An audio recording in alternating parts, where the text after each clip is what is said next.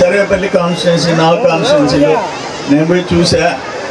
దాదాపు 600 చిల్లర ఎకరాలు ఉంది ఈ ఫారెస్టు.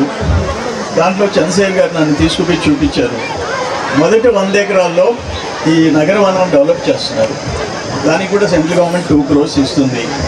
దానికి కూడా CSR fund, central government tourism fund ఏమున్నా తెస్తాం. వీటిని మనం డెవలప్ చేయాల్సిన అవసరం ఉంది.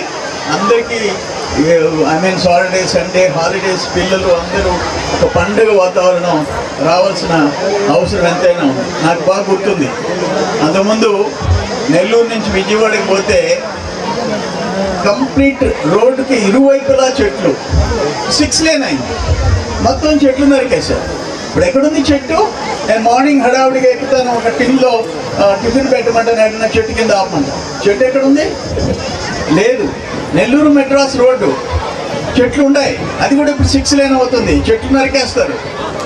ఏంటి పరిస్థితి? నేను ఫస్ట్లో 95-96లో నెల్లూరు మైపాడు రోడ్ వేయించాను, మోడల్ రోడ్ వేయించాను. 25 years వేసిన లేయర్ కదల్లా, 2 వైపుల చెట్లు నాటించా.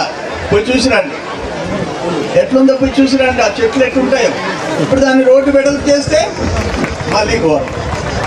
అందుకని అందరూ కూడా మన భవిష్యత్తు కోసం, మనం మంచి గాలి పీల్చుకునే దానికోసం చెట్లు పెంచడం మీద, వనాలని పెంచడం మీద అందరూ దృష్టి పెట్టాలని చెప్పి మీ అందరికీ కూడా తెలియజేస్తూ సెలవు తీసుకుంటున్నా. నమస్కారం.